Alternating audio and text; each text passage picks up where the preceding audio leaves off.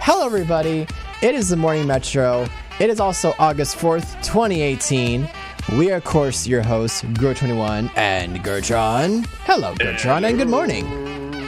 How are you this morning?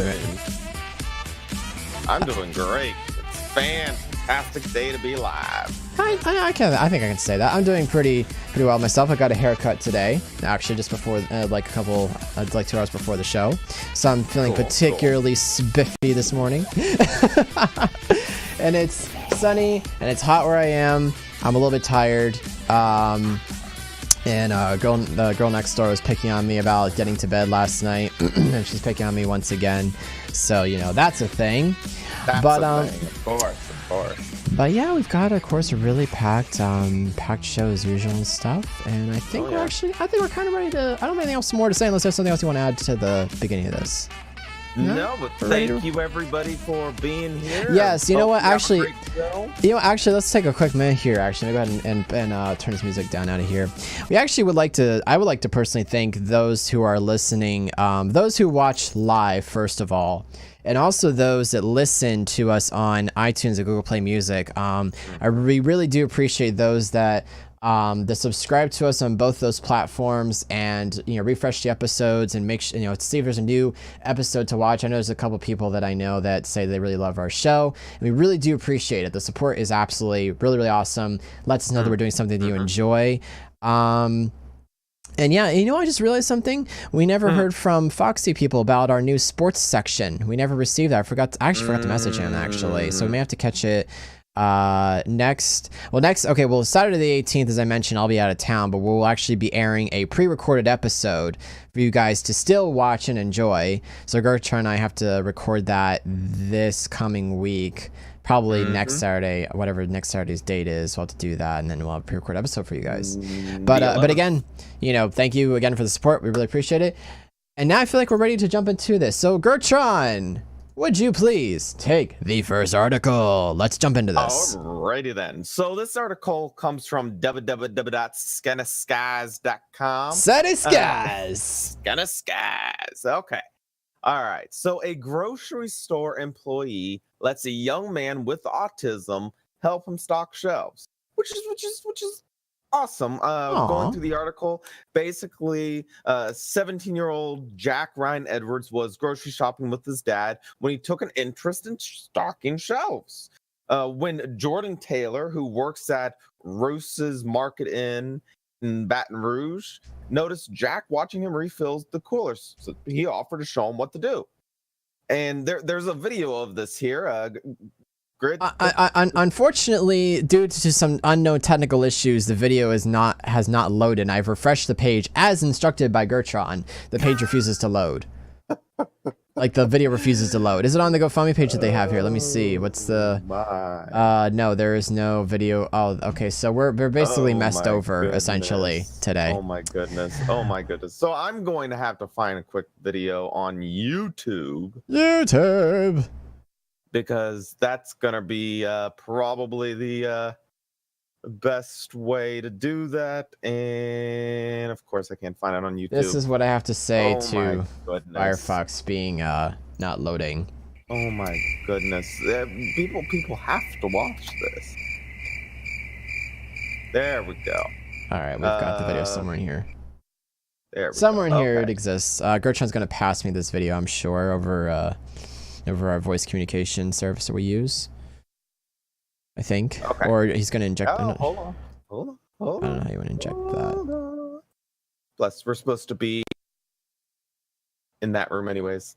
Yeah. Okay, all right, here we go. Got the video. Let's go ahead and pop this up for you guys. This comes from youtube.com as well. Side note.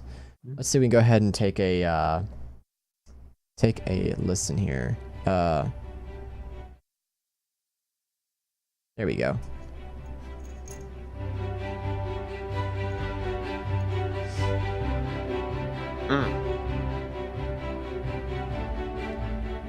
So play Jordan. I should explain, probably read the description. A store employee, Jordan Taylor, helped... wait. Sorry. Jack Ryan's dad was impressed by the kind and gesture caught on camera. You would have seen his dad's face. It said it all.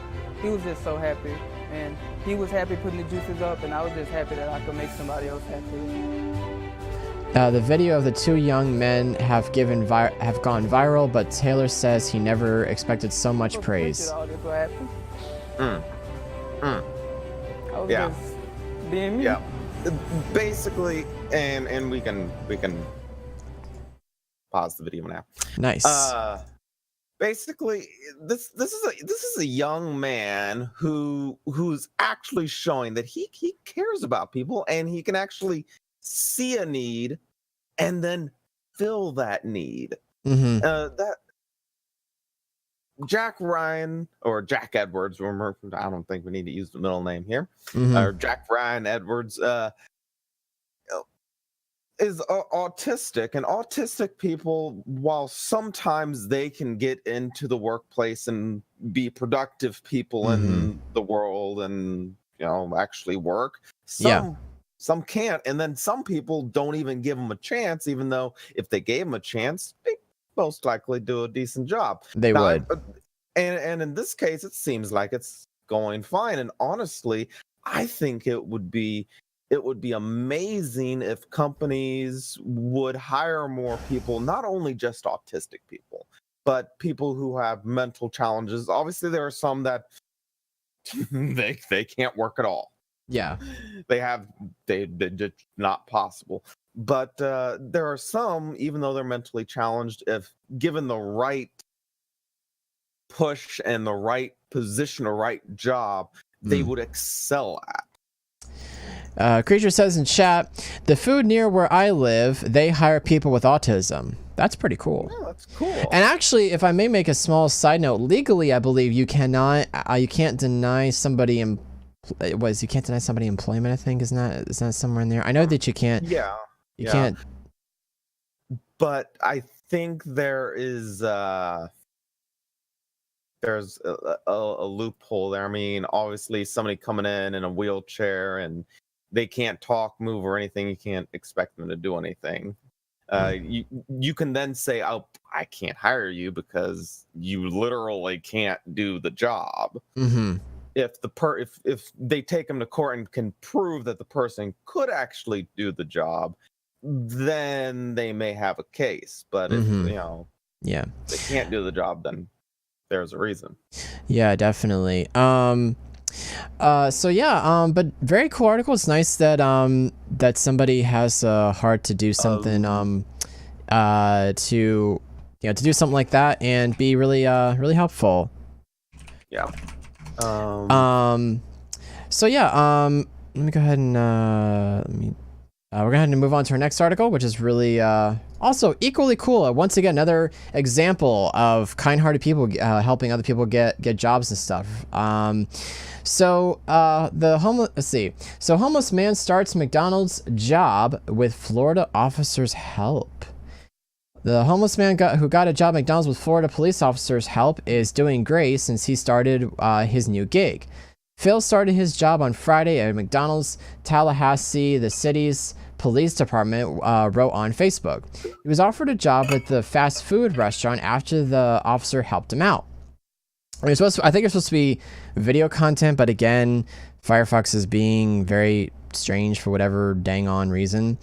Officer Carslin was spotted outside the gas station late last month, helping Phil shave ahead of his new interview. A woman saw the encounter and began recording it. "You seemed excited about the job," Officer Carson said in a video posted to the department's Facebook page. "If he's wanting to help himself, I need to help him the best I can." Phil got the job at McDonald's, but didn't have a government ID or social security card, which was a setback. However, Officer Carson and Phil's story caught the attention of San Marco Rubio, who's a Republican from Florida, and his office offered to help Phil get a proper identification. The city's police department has posted several updates on Phil's story to Facebook and shared last week that Goodwill helped provide the man with dress clothes as they headed to the Florida state capitol. Very cool. Which Phil said he's never been inside of, as they filled out his paperwork. Rubio tweeted that he was proud of those who helped Phil get the proper identification he needed, and for helping him get back on his feet. We're rooting for you, Phil. Phil was in. This is the tweet that was sent out. Phil was in my hashtag Tallahassee office today to fill out paperwork so he can get a job. So we can help get his identification and social security cards for department. Proud of my staff, and he tagged several individuals for that, for helping him get back on his feet. We're rooting for you. McDonald's told Today that after he secured paperwork, Phil would be able to start janitorial with room for growth. Oh, that's good. The owner of the restaurant, Rachel Vasquez, I think I said it, said that if Phil stays with the company for at least 90 days and works 15 hours a week, he'll qualify for the fast food restaurant's Arcways to Opportunity program, which can help him earn a high school diploma. Wow, college tuition and chance to plan a career. That is so cool. As of Wednesday, Phil is, quote, doing great, enjoying his new job at McDonald's, unquote, and was the recipient of, quote, some gift cards for various restaurants, unquote, from a generous former officer of the Tallahassee Police Department. Now that is cool. Absolutely cool. Gertron, thoughts on this article? Well, I think it's great that the police, or at least this particular officer, is helping other people out. Yeah. I think that's kind of the job of the officer, not only to protect, but also to serve and help. So I think that's great. This officer is going above and beyond the call of duty, literally. Yeah, to help a homeless person basically become unhomeless if he can actually get the job, keep the job, and keep pushing forward. So that's great. Indeed. We actually, Gertron provided the video for us. We're going to watch a little bit of it here. As this is was set out or posted on YouTube. Let's see, is there any... Shave for an upcoming job interview. If he's wanting to help himself, I need to be more than, helpful and try to help him out as best I can. Officer Tony Carlson of the Tallahassee Police says the man named Phil approached him because he was having trouble with his electric razor. He couldn't get it to work and asked the officer if he could help fix it because he wanted to apply for a job at a local McDonald's. But he was told he needed to be clean-shaven. Officer Carlson was able to get the razor to work, but when he realized Phil didn't have a mirror to shave in front of, he decided to help him out. He was excited, that there was a chance that he was going to get a job if he just did the simple thing of trying to clean up something. I wish I could have done more.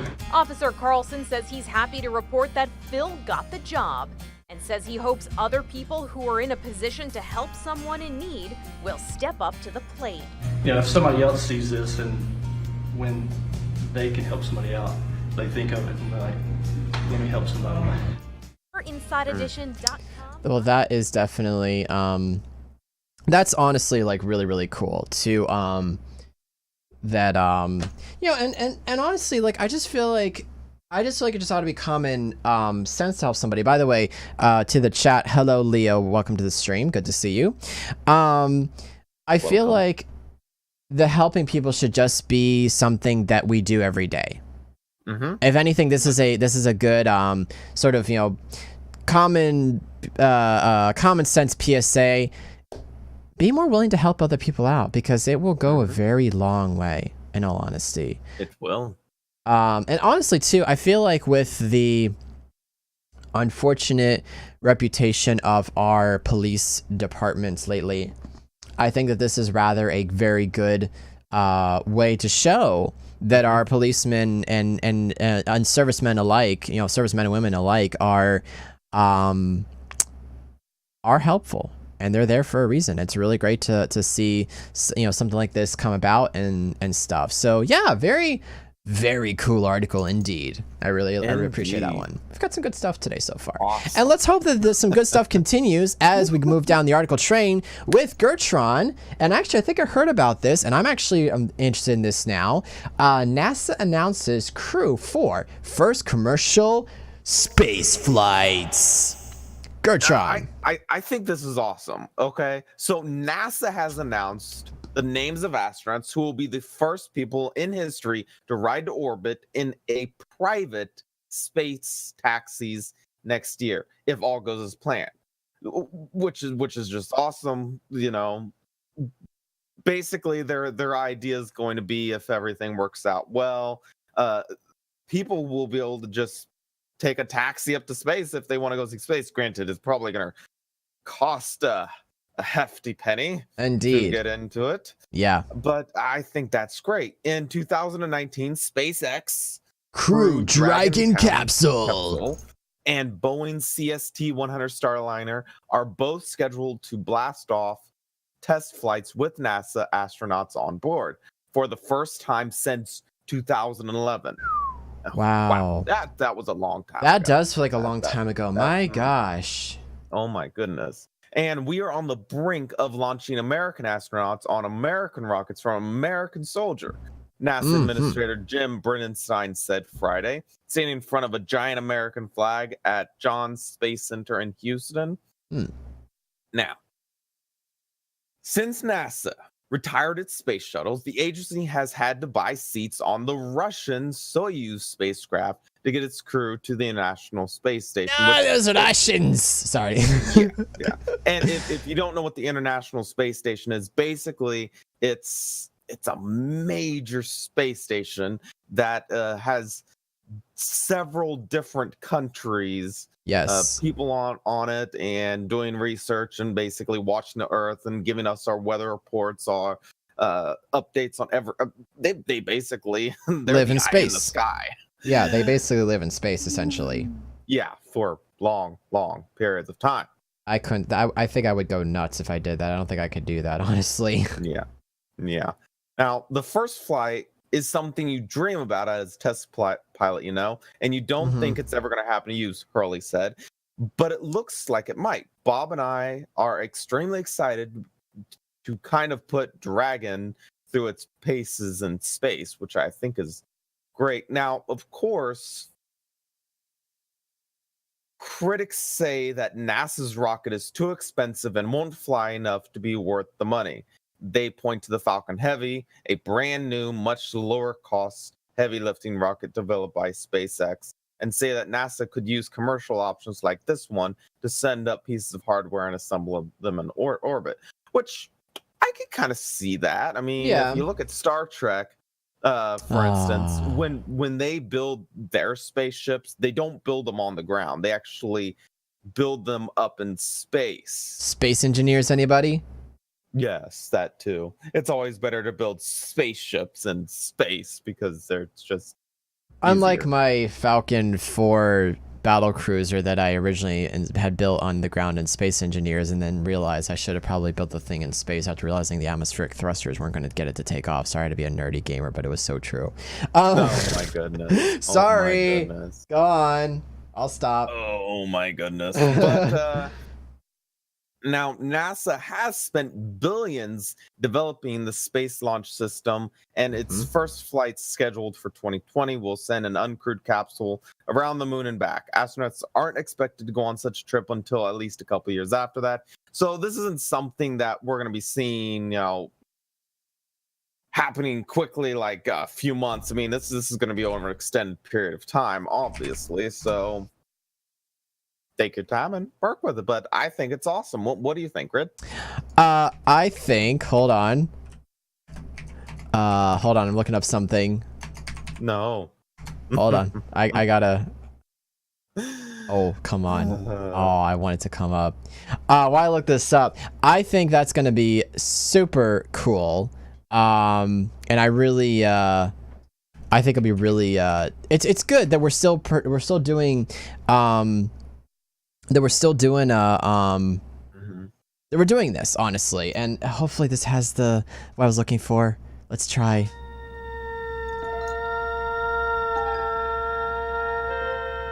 space, the final frontier.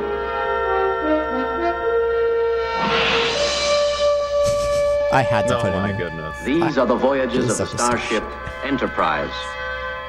Its 5-year mission: to explore strange new worlds, to seek out new life and new civilizations, to boldly go where no man has gone before.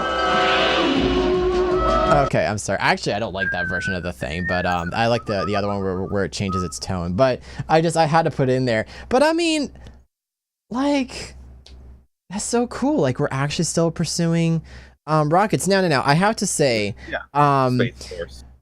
I honestly think that actually, I might ask you a question about that in a minute there. The SpaceX's rockets they built initially were very successful, as I understood, because they had rockets that were reusable.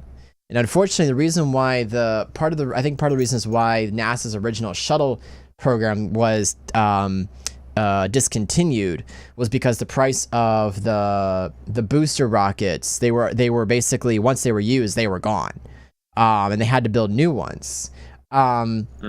However, and correct me if I'm wrong, isn't SpaceX owned by Elon Musk, as I recall?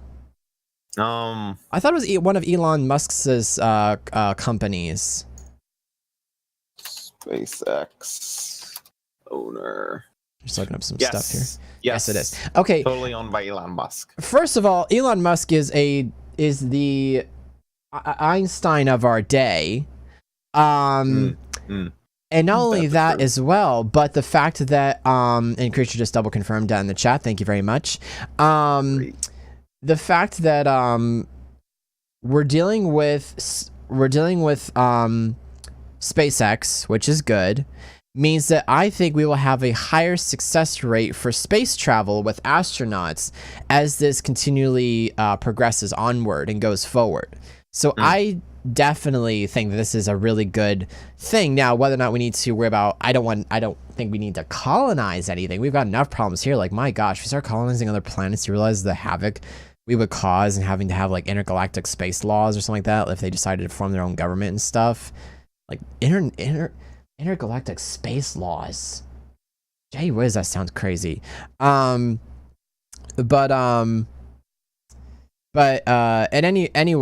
I think this will be I think this will be really super good too if this continues onward. So yes, continuing on the article. Free from Facebook right now. Whose article was this? Let me see. This is you. This is mine. All you. What did I write for myself? A new study shows who exactly uses Facebook. I didn't put any notes. Was it because it was short? It was one of those shorty ones. Duh. Okay. Are you likely to flee Facebook? I'm tempted some days. New research reveals what types of people are deactivating their Facebook accounts. The research by Eric P.S. Baumer, an assistant professional at Lynch University Department of Computer Science and Engineering, examines the demographic and socioeconomic. This is, I know what the word is. It's trying to say socioeconomic factors behind Facebook. Deactivation, either actual or considered, is more common among respondents who are younger, seeking employment, or not married, explained Lynch University in a statement. The study analyzed data collected by Cornell's Survey Research Institute in 2015 for the Cornell National Security Survey. National Social Survey. Sorry about that. I don't know why. I was thinking national security because it said the word national is there. My brain defaulted to the word security. The research is based on responses from over 1,000 U.S. households following a phone survey of adults 18 years or older. Current Facebook use is more common among respondents who are, get this, middle-aged, 40 to 60, female, not seeking employment, of Asian descent, or currently married, the university said in a statement.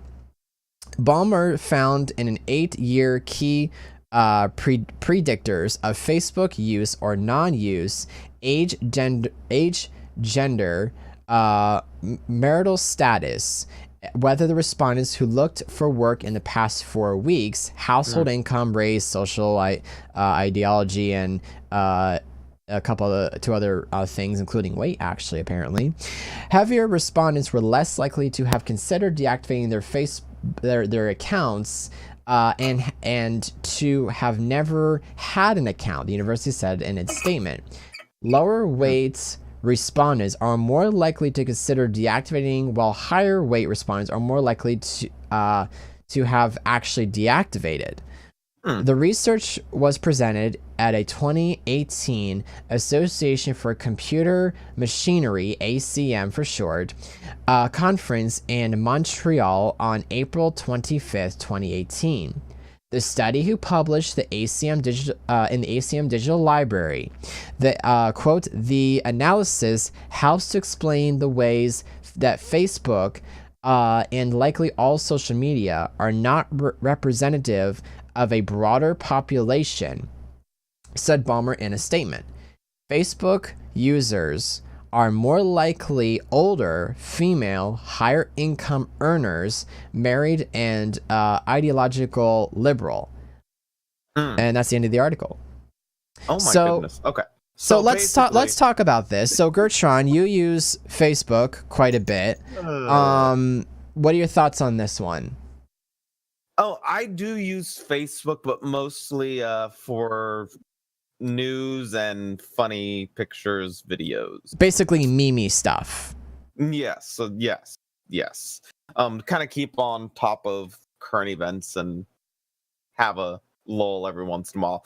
But I find it funny that they're saying that the Facebook users are older, female, higher income earners, married, and ideologically liberal. I would agree there are a lot of liberals on Facebook, but I do also see non-liberals there too. But you can't trust any sort of polling these days. So who knows? Maybe their polling of this is wrong too. Yeah, I do have a Facebook page, and I am a lurker on Facebook. I do not participate in many. I only participate maybe like 1 or 2 posts every 2 to 3 weeks or so. I feel like the only reason why I keep mine is because there are certain people I'm interested in still having some general contact with.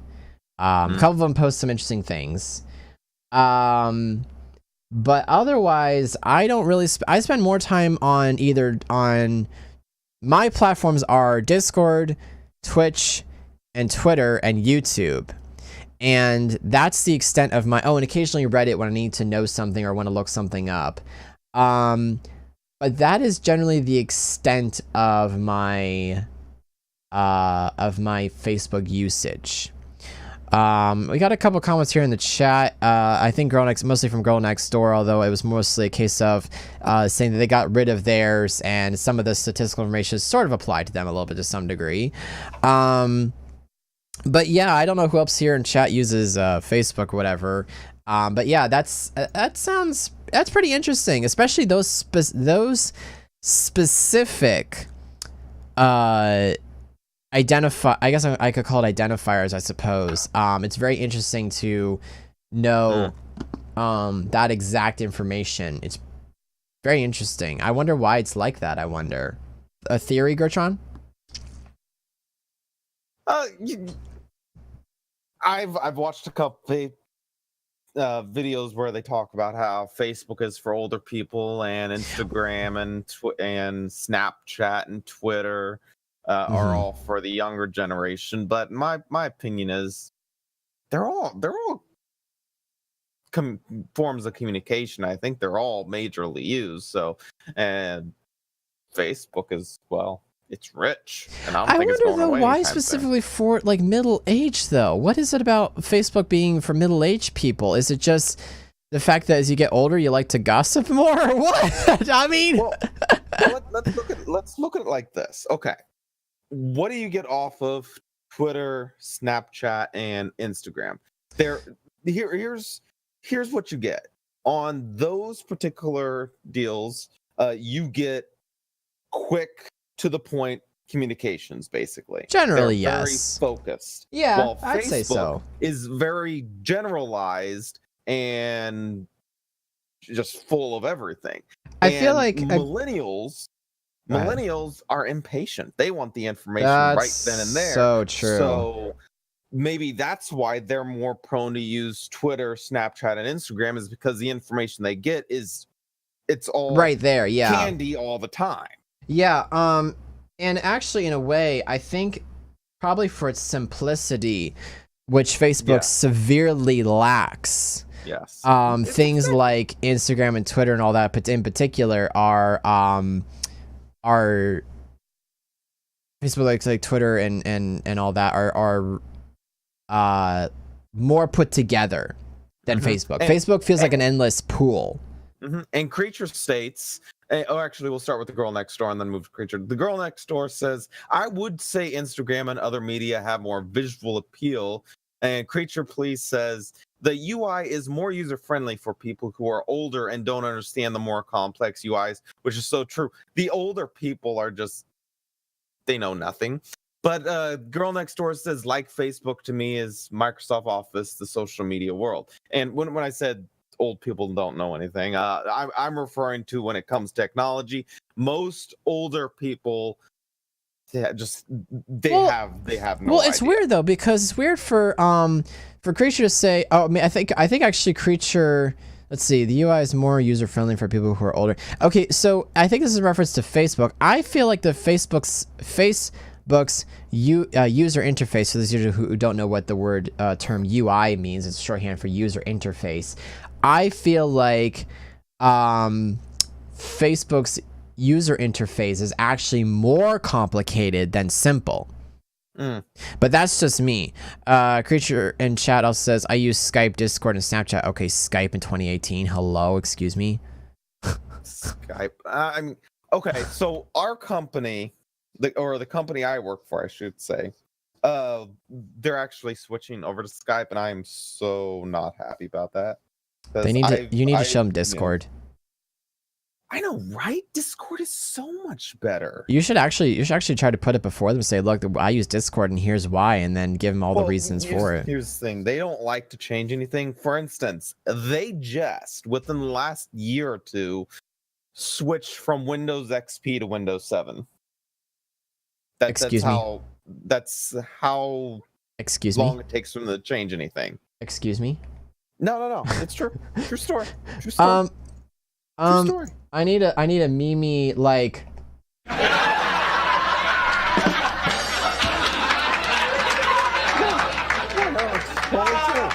Actually, my other reaction would be this. Excuse me. Okay, all right. That's just okay. Let's see. And Creature and the girl next door kind of going back and forth a little bit here in chat. So I'll kind of read some of their comments. Girl next door says, yeah, I only use Instagram and Discord. Good choices. Creature Please says, well, my friends won't switch to Discord, so I have to stay. I think he means on Skype. Oh, so I have to stay on Discord for you guys. Girl next door says, anyone else remember Yahoo calling? Oh, yes. Wow. Yes. Wait, remember AIM? Oh my goodness. AIM. Wow. and the classic dial-up. Oh, the classic dial-up. Classic dial-up. Oh my goodness. I can hear it playing in my head right now. Oh gosh, was that awful. I also remember iChat. What about IRC? That's still actually Twitch uses IRC actually. IRC is still out there. It's still going strong. And then Creature says, and then I have to keep Skype's for thems. Oh yeah, so yes, yeah, crazy. Wow. Microsoft keeps on trying to push Skype onto me, and I'm just like, I will never use Skype for personal use. Remember decapitating. No. Wait, what? Remember decapitating ants that are on your desk. Wait, what? What was that reference to? I think maybe you've decapitated ants on your desk before. No. I don't know. I have no idea where that one comes from, but okay. Okay. Moving on. This is our political stuff. It's one of those desktop games. Oh, okay. The Wi-Fi deal. Is that? Oh, I didn't bring up the article for that. Whoopsie. Did you move things on me? Wait, where is it? Because I don't see it. Wait, it's right under the who is using Facebook nowadays. Okay. I'm a derp. Yeah. I'm a derp. And please tell. Let me guess. Did I mess myself over? Yes. Yeah. Apparently, someone broke into. Okay. So this one is someone stealing Wi-Fi.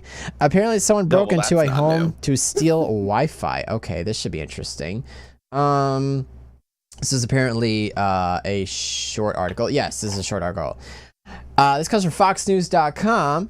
California teen wakes up couple to ask for Wi-Fi code as he burglarizes their house. Police say. Oh my god! What? Wait! If you have any sort of dumb sound effect, please play that. What? What? Are you kidding me? Okay. First of all, if you're a burglar and people are at home sleeping, you don't wake people up. You burglarize and then you get out. Granted, I'm not saying please, yeah, we're not inciting violence here. I'm saying it's wrong, but at least if you're gonna do it, be smart about it. Continue. Okay, all right. Oh, this should be good. A teenager accused of multiple thefts in Palo Alto area has requested one of his victims before allegedly stealing the items, the Wi-Fi password. The unnamed 17-year-old was I wouldn't want to be named if I was caught in the news for this. Yeah. The unnamed 17-year-old was arrested earlier this week after police said he broke into an older couple's home and woke them up requesting their Wi-Fi code. There's so many things wrong with this article, but I'm going to try to hold them all to the end. The California couple told police they were able to chase the suspect who had his face covered out of their house early Sunday morning. Palo Alto police arrested him a short time later for residential burglary, prowling, and providing false information to an officer. Ooh. Residential burglary is a felony. The others are misdemeanors. Thank you. The teenager allegedly entered the house by climbing through a window. The unnamed resident, who was in their 60s, reported 2 kitchen knives missing. Oh gee whiz! But they have not yet been recovered. They're like what, $5 at Target? Just go get new ones. Police said in the news release. Police also said the suspect stole a bike from the yard of a different residence late Saturday night. A woman told officials she saw him standing outside her bedroom window and asked her for the Wi-Fi code because he ran out of cellular data. Well, tough cheese. That's your fault. If you ran. Okay. There's so many things wrong with this article just to start. First of all, what moron goes around waking their victims up asking for Wi-Fi? Secondly, don't you have Wi-Fi at your home? Thirdly, if you run out of Wi-Fi, go get some cellular data unlimited by like T-Mobile or Sprint. Thirdly, why are you in school? Why aren't you like in college? Excuse me? I mean, seriously. So many things wrong with this article. That is so dumb. All right, I'm sorry. Why? Rant over. I'll continue. I'm sorry. Oh my goodness. The residents of that house got the suspect to leave, but he fled on a bicycle. Yeah, the one he stole earlier. Mm-hmm. An occupant in that house later realized the bike the suspect left was actually belonged to him. Got to get that ad revenue right. The bike has been returned to its owner. That's good. Palo Alto police are asking that the teenager be charged with misdemeanors, petty theft in that case. Because he's under 18, the name and the photo of the suspect have not been released. I'm sorry. They should have. They should have, because legally they can't. I mean, he's a dumb. Does it burglar. count as a minor? They need to wait. They need to wait until he's 18 and then post it all again. Doesn't he count as a minor though? Is that why? I mean, is that why they're not revealing it? Yeah, that's why. But they could have treated him as an adult. Sometimes even if you're under the age of 18. Depending on the crime you committed, they'll either treat you as a minor or an adult. It just kind of it's basically it's up to the judge at that point. Interesting. Okay. But so many Gertron thoughts. I've already said my piece. Continue. What do you have anything about this? I'm just like, oh my god, why? And if you're burglary, why do you need Wi-Fi? Why do you need internet right then and there anyway? That's a good question. That's a really good question. Go back home. Stay there. Use your own Wi-Fi. Yeah, okay, that's exactly my question. Okay, so my next question would be, what was his internet out? Did Comcast or Verizon drop out for him or something? And what was he watching a video about how to burglar a home while he's burglaring a home? I have no idea. Does he realize that Wi-Fi only works up to 30 feet, and by the time he's done burglaring, he won't have any more Wi-Fi? So why do you need it when you're Hello? So many things. So many things wrong with this article. So many things wrong with this article. So many things. Nothing wrong with the article. It's more like so many things wrong with this kid. Gee, flippin' whiz. Oh my goodness. All right. This is millennials these days.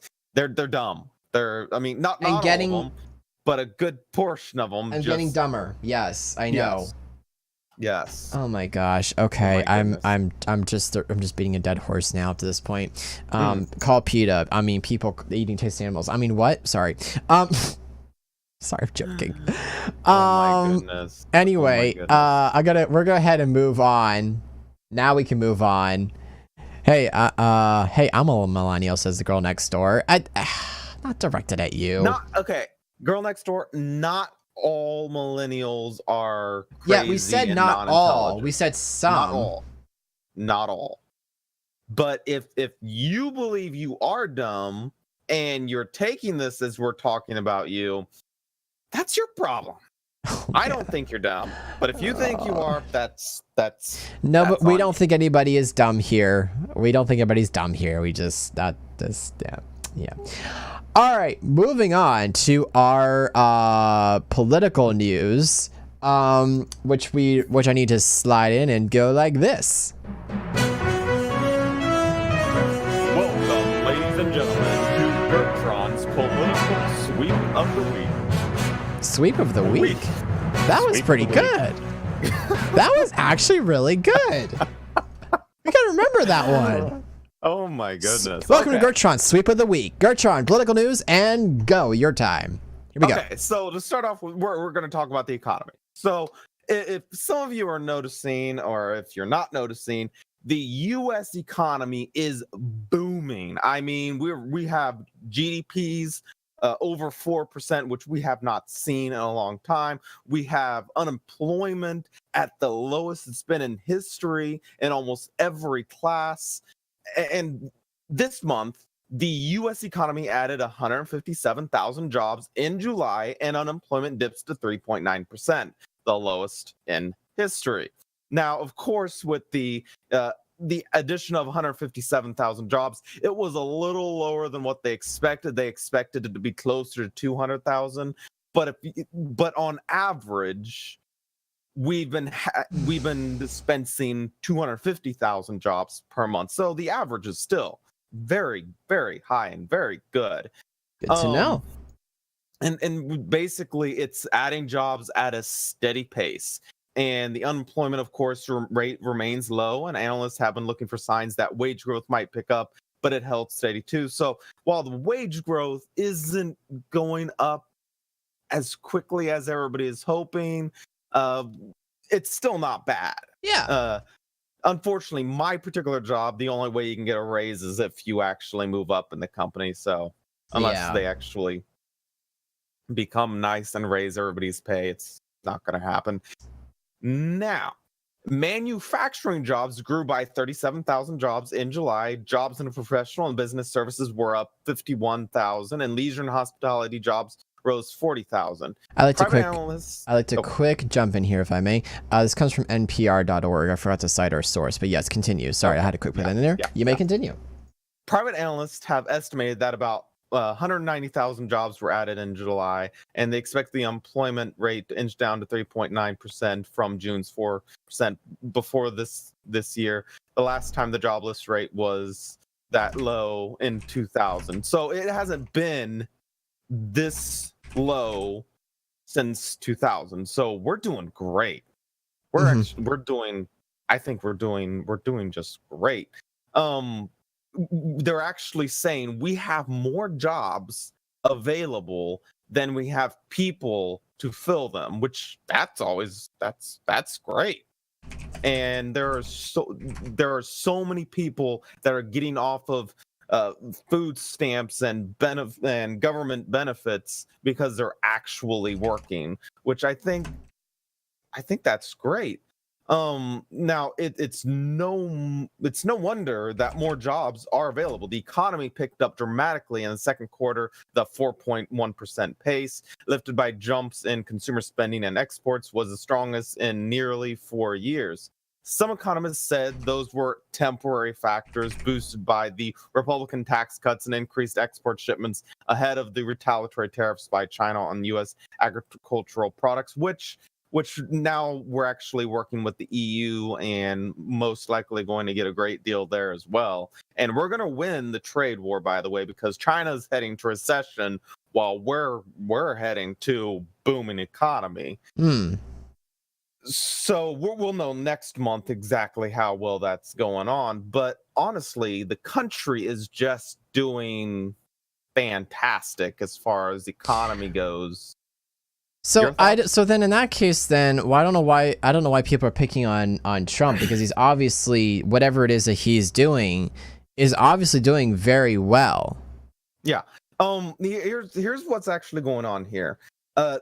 90% of what mainstream media, we're not including Fox, and when I say mainstream media, because Fox I think is actually being fair. I mean, they call Trump out when he does something wrong, and they applaud him when he does something right. 90% of what mainstream media talks about is negative. For instance, there was a huge ceremony for the Korean, the soldiers that came from Korea, the dead soldiers' remains being returned to the U.S. There was a huge, 2-hour-long ceremony. Pence gave a speech, and did you know, Fox covered all of it, but the other news station barely even covered a minute of this, which is so historic because we have been fighting to get those remains for ages. So that lets you, if that gives you an idea, mainstream media will never give Trump the credit that he deserves. Unfortunately. And if he does do something good, they'll find the bad in it in some way. Unfortunately, that's mainstream media. But that's the economical news. And now we're gonna move into my rant about another article that completely drives me through the wall. I am triggered. Okay, so now I was going to preface this. Okay, go ahead. But you go ahead. You preface it. Don't name the title. Yeah. So the things are in this next article. We of course at TMM don't obviously agree with, and we're not inciting anything. We're simply reporting the article. So just a small disclaimer there. Unless Christian want to add anything else to that, but yes, that's our quick disclaimer for this next article. Which go ahead. Okay. So I'm going to start with this. Molesting anybody is wrong. Is wrong. Very wrong. It's very wrong, and molesting a child is even more. That's like extreme. Most of the time, if you're caught molesting a child and you go to jail, the prisoners, you're on the lowest food chain. They're going to probably be the ones that are going to beat you up like crazy, if not kill you. Yes, right. But in this case, an illegal immigrant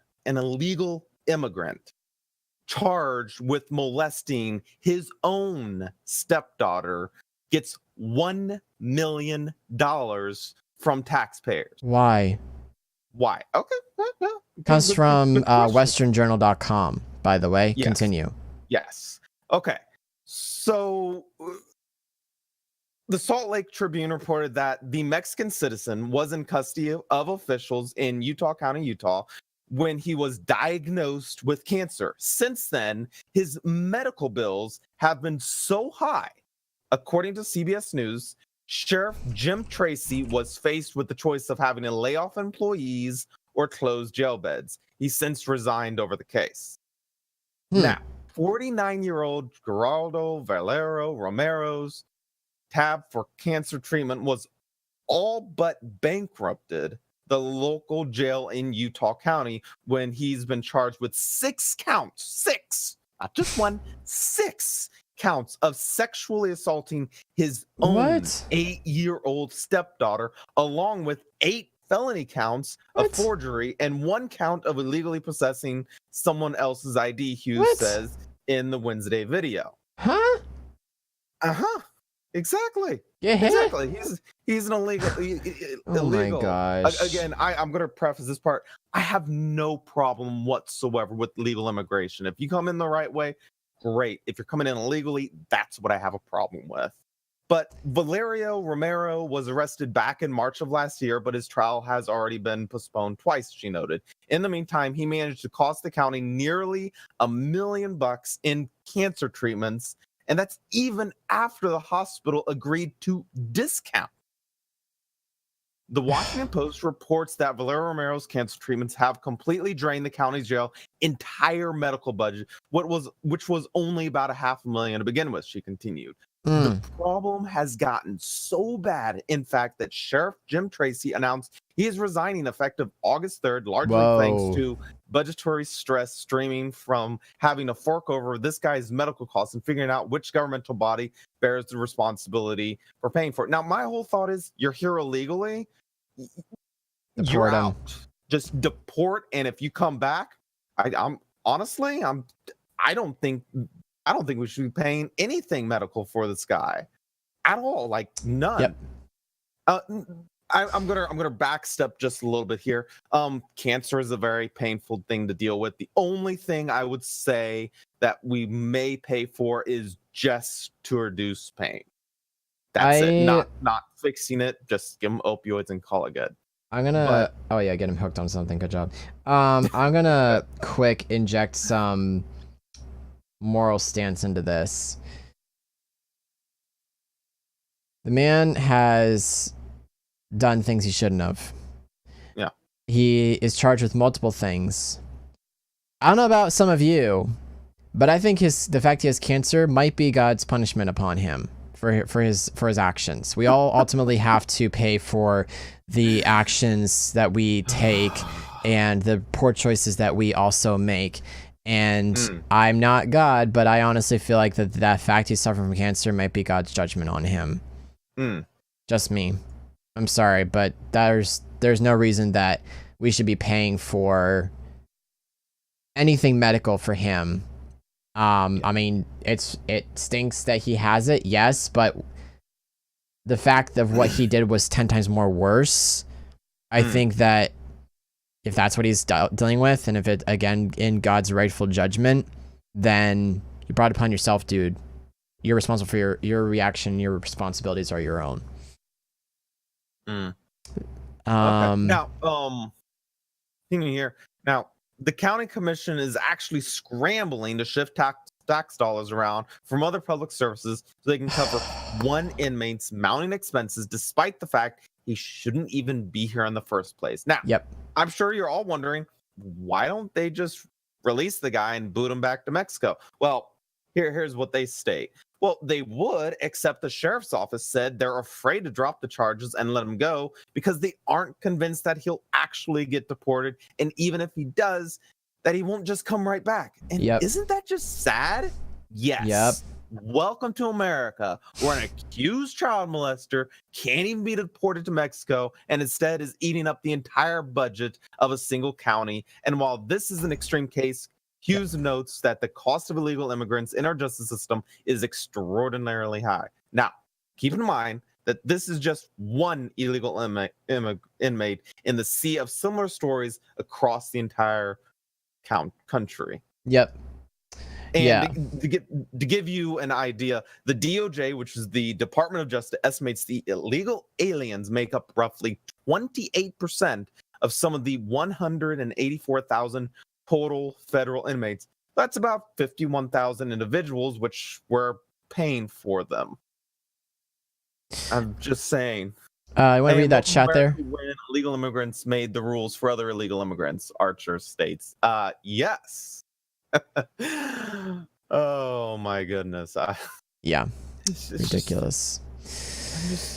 Why? Do you think, Grid, do you think we should be paying for this guy's medical expenses? Or what do you think we should actually do here? I kind of said my bit a little bit earlier, but I think I'll try to reiterate a little bit too. Yes, he should be deported because he's not here legally. He doesn't have a green card. Yes, he should be deported. No, we should be paying for his medical bills. And as I said before, if the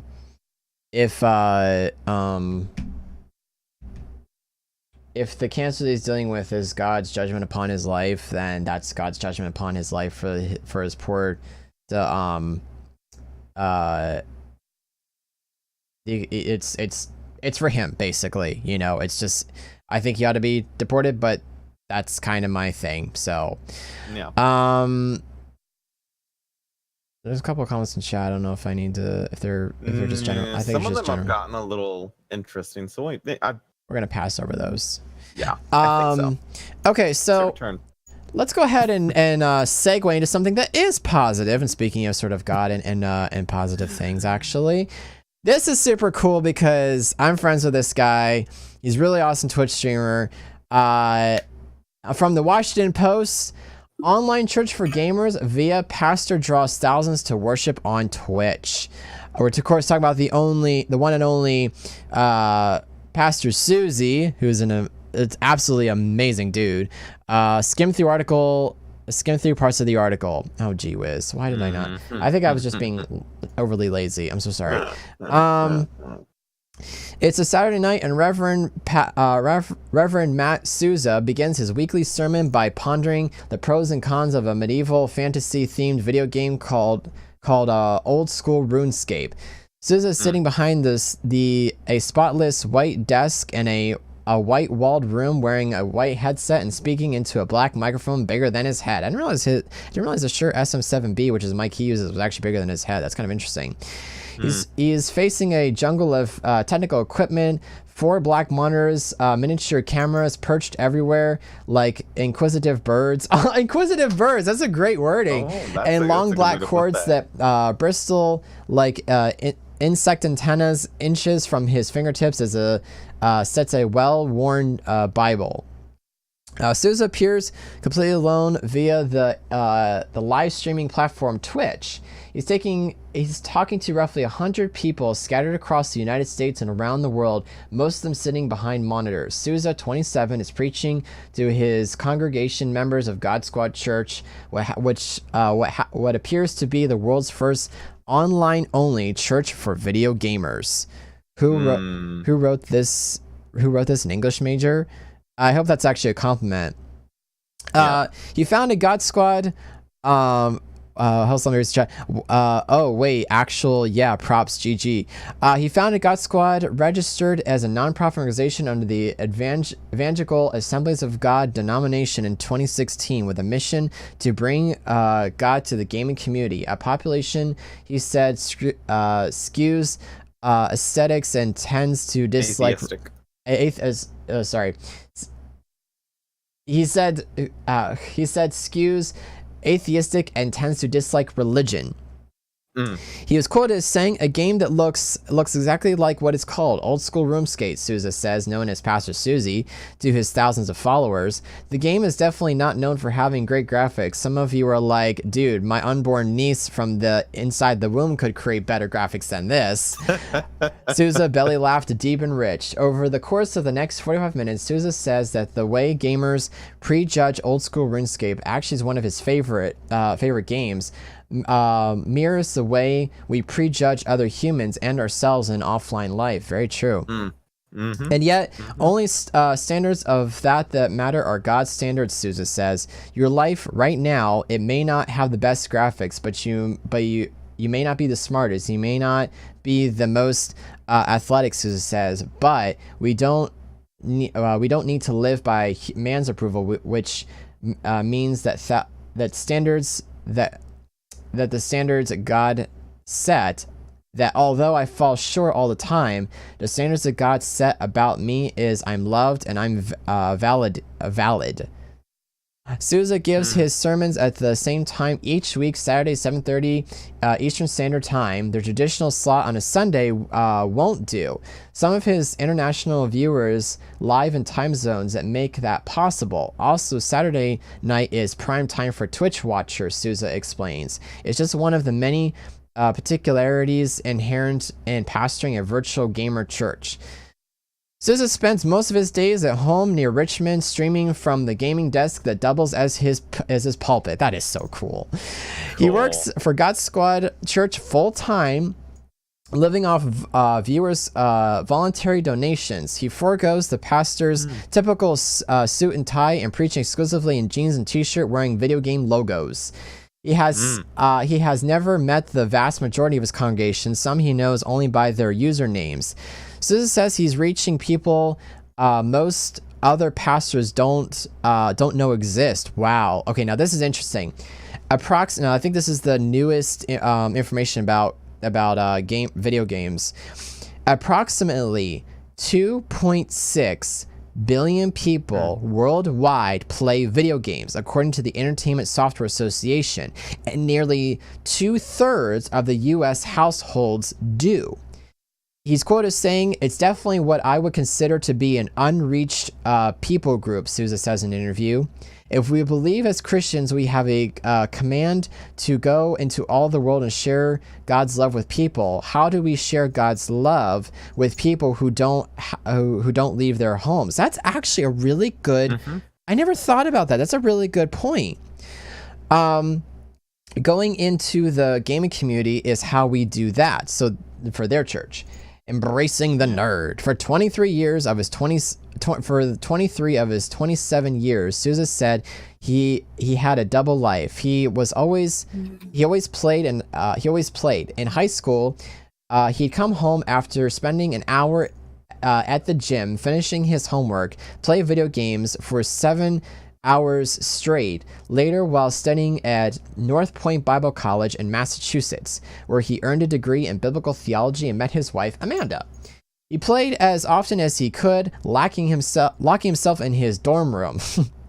After he graduated in 2014 and began working as a pastor's assistant at a Cornerstone Church and Assemblies of God Church in Oxford, Connecticut, Souza played in the evenings and on the weekends. He never told anyone of his secret passion, he said.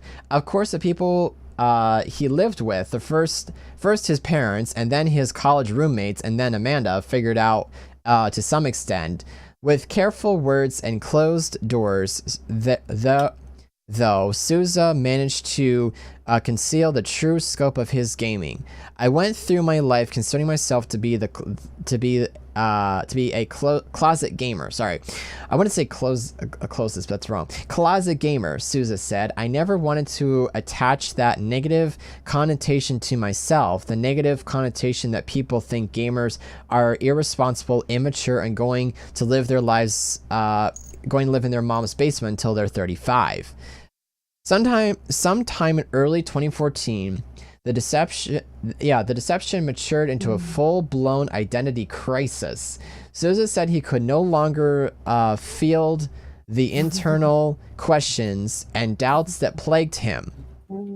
He arrived home from his work still wearing his church suit and wonder what would his coworkers and friends think of him if they knew that every evening he morphed into a huge nerd with a headset.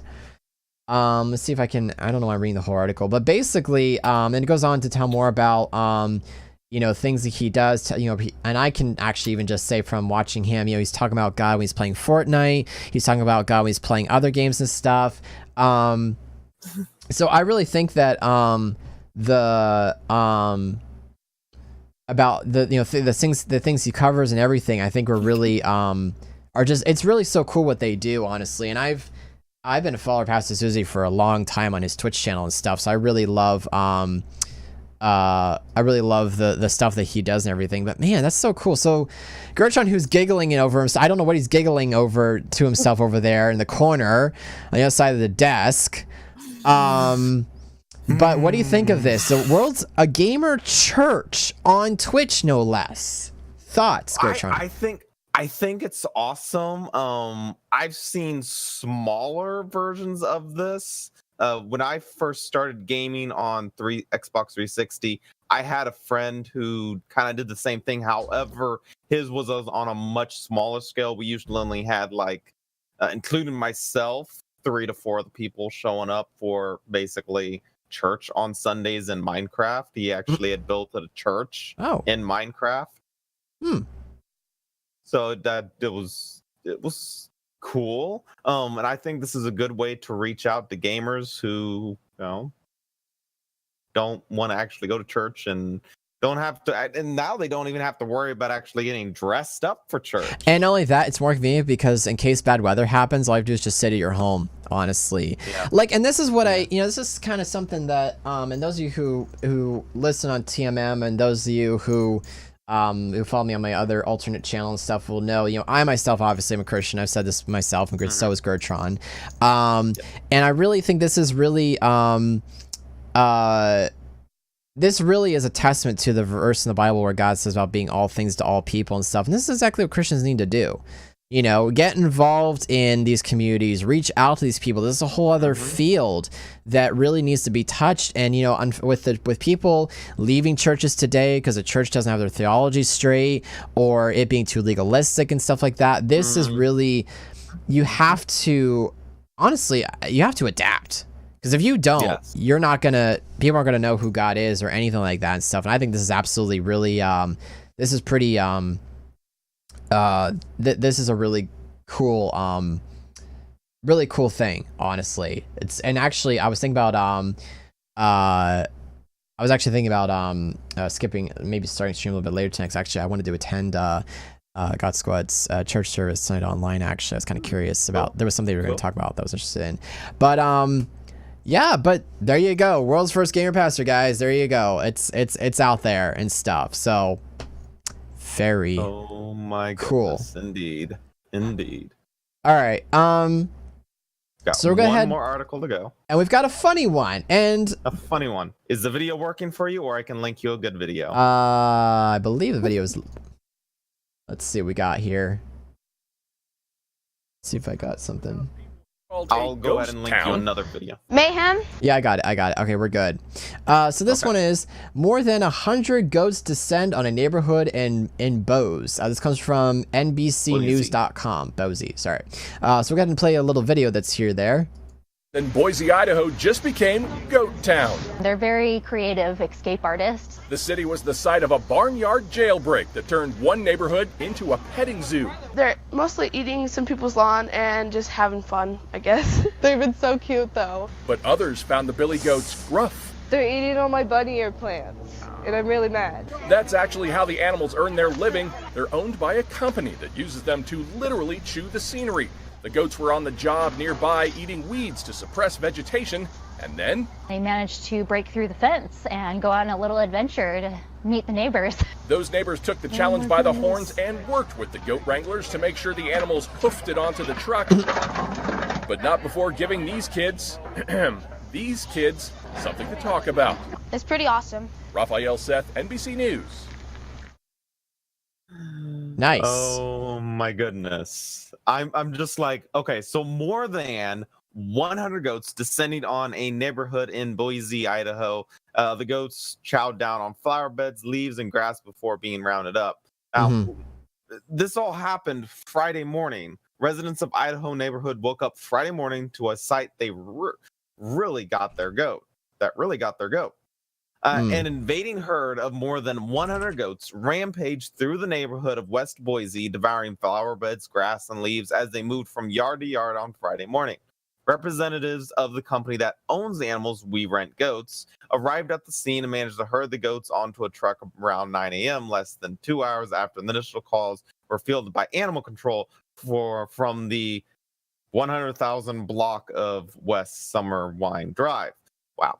As the goats were rounded up by their handlers, a throng of onlookers and reporters rivaling the goats herd inside gathered to watch. And why did this completely just change? What just happened here? Okay, let's try this again.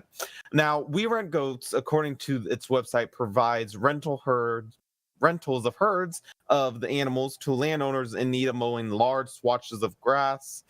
The animals apparently specialize in chowing down on weeds, which is true. Goats eat anything. True. So, yeah.